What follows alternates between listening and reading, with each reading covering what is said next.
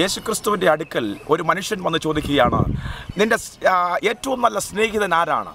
യേശു അപ്പോൾ ഒരു കഥ പറയുകയാണ്. ഒരു മനുഷ്യൻ യെരുശലേമിൽ നിന്ന് യെരിഹോവിലേക്ക് പുറപ്പെടുന്ന ഒരു രംഗം അത് യേശു കർത്താവ് പറയുകയാണ്. ഉയർന്നു നിൽക്കുന്ന ഒരു സ്ഥലത്തു നിന്ന് വളരെ താഴ്ന്നു നിൽക്കുന്ന ഒരു പട്ടണത്തിലേക്ക്, വ്യാപാര പട്ടണമായിരിക്കുന്ന യെരിഹോ എന്ന് പറയുന്ന പട്ടണത്തിലേക്ക് ഒരു മനുഷ്യൻ പോകുകയാണ്.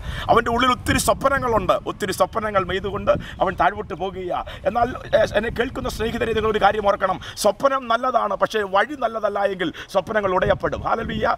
സ്വപ്നം നല്ലതാണ്, എല്ലാവരും സ്വപ്നം കാണണം, പക്ഷേ വഴി നല്ലതല്ലെങ്കിൽ സ്വപ്നങ്ങൾ ഉടയപ്പെടും. കാരണം ഉടയ്ക്കുന്ന ചില വ്യക്തികൾ ഈ വഴിയുടെ പാതി ഓരങ്ങളിൽ ഒളിഞ്ഞിരിപ്പുണ്ട്.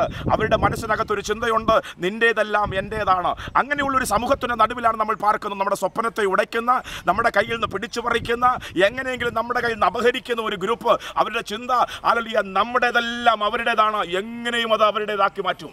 അങ്ങനെ ആ മനുഷ്യൻ സ്വപ്നങ്ങളുമായി താഴോട്ട് പോകുമ്പോൾ അവനെ ചാടി അവർ പിടിക്കുകയാണ്. ആ കള്ളന്മാരെന്ന് പറയുന്നവർ, ഒളിഞ്ഞിരുന്നവർ ചാടി അവനെ പിടിച്ച് അവൻ്റെ കയ്യിലുള്ള പണസഞ്ചി അവർ വലിച്ചെടുത്ത്, അവൻ്റെ വസ്ത്രം അവർ ഊരിയെടുത്ത്, അവനെ നന്നായി മർദ്ദിച്ച് ശരിക്കും അവനെ കൊല്ലുന്ന പരുവത്തിൽ, മരണത്തോട് അടുക്കുന്ന ഭവനത്തിലാക്കിയിട്ട് അവനെ വഴിയിൽ ഉപേക്ഷിച്ചിട്ട് അവർ കടന്നു പോവുകയാണ്. നോക്കിയാട്ടെ, സ്വപ്നങ്ങൾ ഉടഞ്ഞ മനുഷ്യൻ വഴിയരികിൽ രക്തം ധാർന്ന് അവനവിടെ കിടക്കുമ്പോൾ നിങ്ങൾ ശ്രദ്ധിച്ചാട്ടെ, അവൻ്റെ സ്വപ്നങ്ങളെല്ലാം ഉടഞ്ഞുപോയി. ഇതുപോലെയാണ് നമ്മുടെ എത്ര സ്വപ്നങ്ങൾ ഉടഞ്ഞു പോയിട്ടുണ്ട്. ഉടയ്ക്കുന്ന എത്രയോ വ്യക്തികൾ, എത്രയോ ശക്തികൾ നമ്മളെ ഉടച്ചിട്ടുണ്ട്. കാരണം എന്താണെന്ന് അറിയാമോ? സ്വപ്നത്തിൻ്റെ കുഴപ്പമല്ല, സ്വപ്നം നല്ലതായിരുന്നു, പക്ഷേ വഴി നല്ലതല്ലായിരുന്നു. നോക്കിയാട്ടെ, അങ്ങനെ വഴി നല്ലാത്ത വഴിയിലൂടെ നമ്മൾ നടന്ന് നമ്മുടെ സ്വപ്നം ഉടഞ്ഞ് വല്ലാത്ത അവസ്ഥയിൽ നമ്മളവിടെ കിടക്കുമ്പോൾ നമ്മളെ അറിയാവുന്ന ചിലർ അതുവഴി കടന്നു വരികയാണ്. മതത്തിൻ്റെ വക്താക്കളായിരിക്കുന്ന ചിലർ അതുവഴി കടന്നു വന്നു.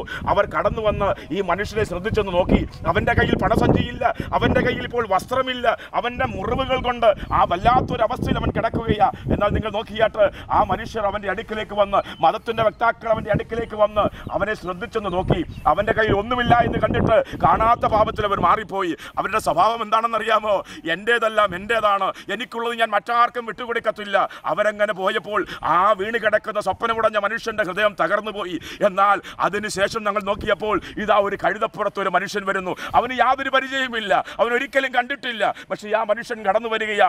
അവൻ യാതൊരു ഒരു ചിന്തയുമില്ലാതെ, അവൻ സഹായിക്കുമെന്നുള്ള ഒരു ചിന്തയുമില്ലാതെ അവൻ അവിടെ കിടക്കുമ്പോൾ ആ മനുഷ്യൻ അവനെ കണ്ട് കഴുതപ്പുറത്തുനിന്ന് ഇറങ്ങി അവൻ്റെ അടുക്കിലേക്ക് ചെന്ന് അവനെ വാരിയെടുത്ത് മടിയിൽ കിടത്തിയിട്ട് അവൻ്റെ മുറിവുകളെല്ലാം കഴുകുകയാണ്. മുറിവുകളെ നന്നായി കഴുകിയ ശേഷം അവൻ്റെ കയ്യിലിരിക്കുന്ന സഞ്ചി എടുത്ത് അതിനകത്തുനിന്ന് വീഞ്ഞെടുത്ത് ഈ മനുഷ്യന് കൊടുത്തവനെ ബലപ്പെടുത്തുകയാണ്. അതിനുശേഷം കുപ്പിയിലുള്ള നോക്കിയാട്ടെ, ആ എണ്ണ എടുത്തിട്ട് അവൻ്റെ കഴുകിയ മുറിവുകളിനകത്തേക്ക് ഒഴിക്കുകയാണ്. ആ മുറിവുകൾ മുഴുവൻ എണ്ണ കൊണ്ട് നിറഞ്ഞ ശേഷം അവൻ തുണി കൊണ്ട് അതിനെ വെച്ച് കെട്ടുകയാണ്. വെച്ച് കെട്ടി കഴുതപ്പുറത്ത് അവനെ എടുത്ത് കിടത്തിയിട്ട് അവനെ അടുത്ത സത്രത്തിലേക്ക് കൊണ്ടുപോകുകയാണ്. എന്നെ കേൾക്കുന്ന സ്നേഹിതരോട് ഞാൻ പറയട്ടെ, ആരാണ് നല്ല സ്നേഹിതൻ? നോക്കിയാട്ട്, ഒരുപക്ഷെ നിനക്ക് യേശു എന്ന് പറയുന്ന ദൈവത്തെ നിനക്ക് അറിയത്തില്ലായിരിക്കാം, യേശുവിനോട് നീ അടുത്തിട്ടില്ലായിരിക്കാം, നീ ഒത്തിരി മതത്തിൻ്റെ വക്താക്കളെ കണ്ടിട്ടുണ്ടായിരിക്കാം. എന്നാൽ ഇന്ന് പകൽക്കാലം പറയട്ടെ, ആ മൂന്നാമത് വന്ന വ്യക്തിയെ നിങ്ങൾ കണ്ടോ? അവൻ്റെ മനസ്സിനകത്തൊരു ചിന്തയുണ്ട്, എൻ്റേതൊന്നും എൻ്റേതല്ല, എൻ്റേതൊന്നും എൻ്റേതല്ല, അത് നിനക്കൂടെയുള്ളതാണ്. നോക്കിയാട്ട്, സ്വർഗത്തിലിരുന്നവൻ താണഭൂമിയിലേക്ക് ഇറങ്ങി വന്ന് മനുഷ്യൻ്റെ വേദനകളെ കണ്ട് അവൻ്റെ അടുക്കിലേക്ക് ഇറങ്ങി വന്ന് അവനുള്ളത് മുഴുവൻ കൊടുത്ത് അവനെ അവിടുന്ന് എഴുന്നേൽപ്പിക്കുകയാണ്. ഇന്ന് പകൽക്കാലം എന്നെ കേൾക്കുന്ന സ്നേഹിതന്മാരോട് ഞാൻ പറയട്ടെ, മൂന്നാമത്തവനാണ് നിന്റെ ഏറ്റവും നല്ല സ്നേഹിതൻ. അവൻ്റെ പേരാണ് യേശു എന്ന്.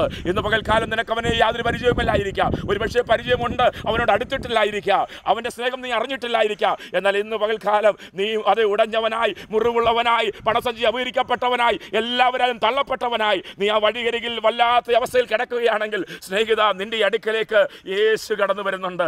യേശുവിൻ്റെ സ്നേഹം നിന്റെ അടുക്കലേക്ക് വരുന്നുണ്ട്. അവൻ നിന്റെ മുറിവുകളെ മുഴുവൻ കഴുകുന്ന ദൈവമാണ്. അവൻ നിന്റെ മുറിവുകളിനകത്തേക്ക് എണ്ണ വെച്ച് ആ മുറിവുകളെ കെട്ടുന്ന ദൈവമാണ്. അവൻ എണ്ണ പകർന്ന് തന്നെ ബലപ്പെടുത്തുന്ന ദൈവമാണ്. ഇന്ന് പകൽക്കാലം ആ യേശു കർത്താവിനെ സ്വീകരിക്ക്, ആ യേശു കർത്താവിനെ കരം നീട്ടി നീ സ്വീകരിക്ക്. അവൻ നിന്നെ അനുഗ്രഹിക്കും. നിന്നെ എടുത്ത് അവൻ വന്ന കഴുതപ്പുറത്ത് കയറ്റി അടുത്ത സത്രത്തിൽ അവൻ കൊണ്ടുപോകും. ആ സത്രം ഏതാണെന്നറിയാമോ?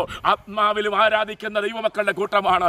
ദൈവസഭയാകുന്ന ആ സത്രം, അത് പാപികളെയും ചുങ്കക്കാരെയും സ്വീകരിക്കുന്ന ആ സത്രം, രോഗികളെയും ദീനക്കാരെയും ഒരേപോലെ സ്വീകരിക്കുന്ന ആ സത്രം. ആ സത്രത്തിനകത്ത് നിന്നെ പരിചരിക്കുവാൻ ദൈവദാസന്മാരുണ്ട്.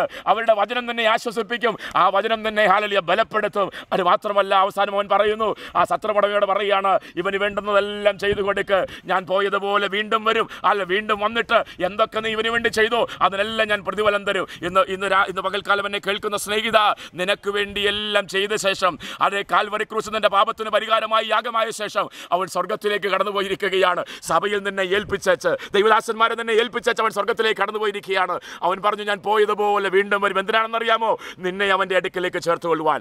ഇന്ന് പകൽക്കാലം ആ യേശു കർത്താവിനെ, നല്ല സ്നേഹിതനായ കർത്താവിനെ, നല്ല അയൽക്കാരനായ കർത്താവിനെ നിനക്ക് വേണോ? ഇന്ന് പകൽക്കാലം നീ എവിടെയായിരുന്നാലും ഈ ശബ്ദം നീ കേൾക്കുമ്പോൾ അവനെ സ്വീകരിക്ക്. അവൻ നിന്റെ ഉടഞ്ഞ സ്വപ്നങ്ങളെ വീണ്ടും പണിഞ്ഞ് മനോഹരമായ ഒരു സംഭവത്തിലേക്ക് നിന്നെ കൊണ്ടുവരും. ഇന്ന് പകൽക്കാലം ആ യേശു നിന്റെ അടുക്കിലേക്ക് വരികയാണ്. കണ്ണുകളെ അടയ്ക്കാം. ആ യേശുവിനെ നീ ഹൃദയത്തിൽ സ്വീകരിക്ക്. ആ യേശു എപ്പോഴും എല്ലാ നാളും നിന്നോട് കൂടെ ഉണ്ടായിരിക്കും.